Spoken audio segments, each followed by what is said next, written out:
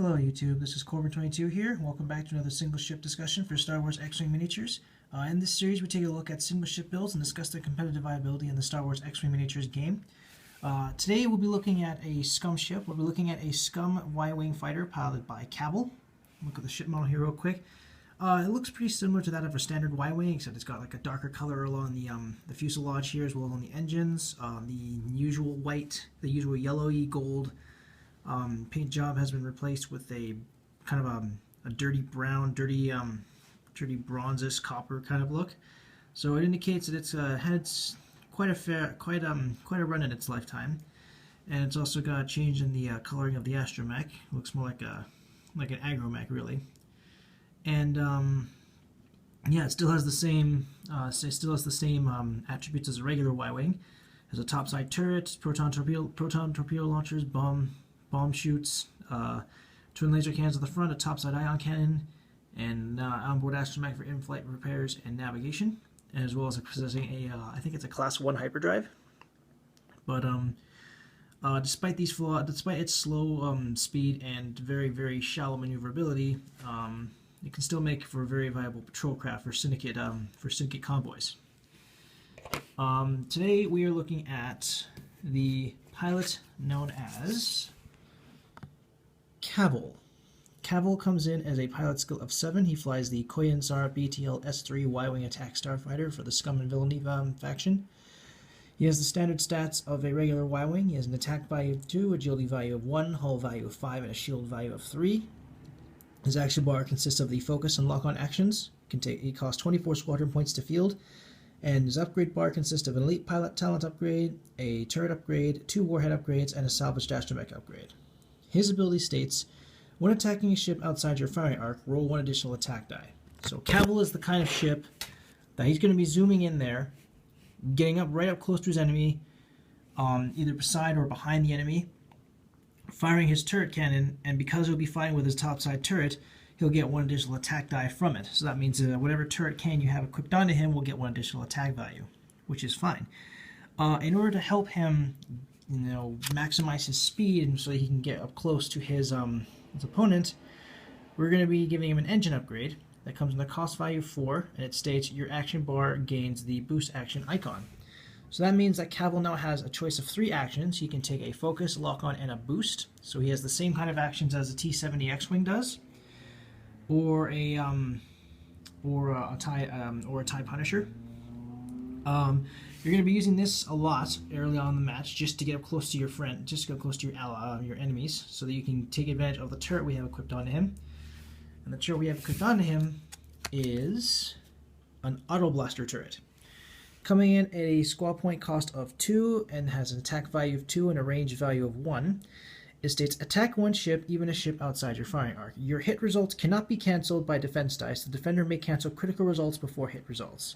So the Auto Blaster turret behaves very similarly to that of the Auto Blaster for the Auto Blaster cannon for B-Wings, TIE Defenders, and the Imperial Shuttle. It states that your hit results cannot be cancelled. You have to be at close range to use it, but your hit results cannot be cancelled by defense dice. So that means whatever results the guy rolls, if he rolls an evade result and you have a hit result, the hit result still goes through because it cannot be cancelled by evade dice. The only possible way you can cancel criticals before hits though, and the only possible way you can cancel the enemy they can cancel hit results is if with evade tokens, or focus tokens. So yeah, and plus, since you're going to be attacking outside the firing arc, the Auto Blaster turret's attack value will go up to 3. So that means you'll get 3 attack dice, and chances are, if you get any hits on those hits are pretty much guaranteed to stay.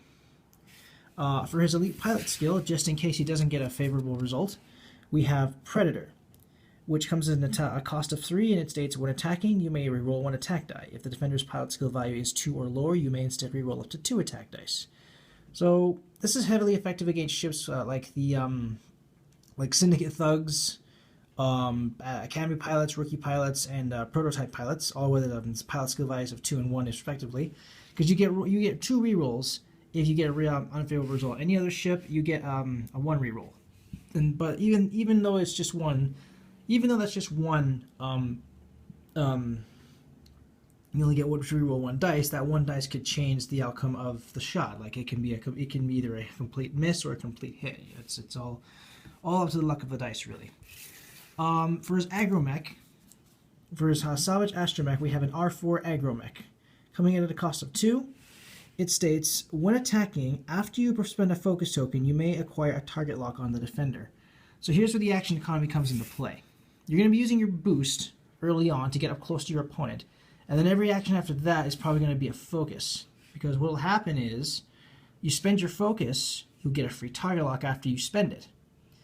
When you spend your focus, you get a target lock. I'm not sure if the rules state you can spend that target lock on the same turn, but for the sake of the video, we're going to say that you acquire the target lock after you spend your focus. You cannot spend the target lock to modify your dice. The target lock stays with you until the next turn. So basically what that means is you have you use your boost to get up close. The next turn you take a target lock, you take a focus action, you attack with your turret, and then you spend your focus, you get a target, you spend your focus, you get a target lock, and then you can spend your target lock the next turn. You can spend your target lock the next turn when your next attack, and then of course the action economy it just comes naturally. You spend your target lock, next turn you take a focus, you spend your focus, you get your free target lock, you spend your target lock. It just goes on in a circle like that. So the idea behind the build is Kavil is going to be getting up close as he can, as fast as possible with an engine upgrade. He is then going to attack outside the enemy's firing arc with Auto Blaster Turret. He'll get an attack value of 3. And Predator will give him at least 1 reroll, just in case he gets an unfavorable result.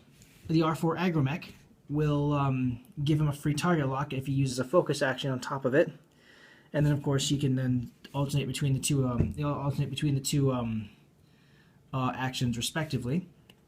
In fact, now that I think about it, you can just keep taking a focus action after you spend your target lock. You'll get your you spend your target lock and you get another focus. You get another target. It's basically like a fire control system almost. Only a fire control system applies every time you attack. This applies after every time you spend a focus. So it's slightly less effective, but it's still effective for the scum ships. But yeah, this is how I would use Kavil. I would get him close with a boost, start focus, alternate between the focus, and alternate with the focus to get spam the focuses to get a free target lock. If I have to, use another boost to kind of get that angle of approach in order to stay as close as I can to my enemy as possible. Predator will get me a free reroll just in case I get a bad result.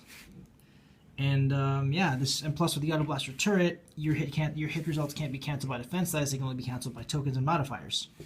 Other than that, Kavil is pretty much just you feel Kavil out with this build, and chances are he's going to be taking some ships early on in the game with his Auto Blasters.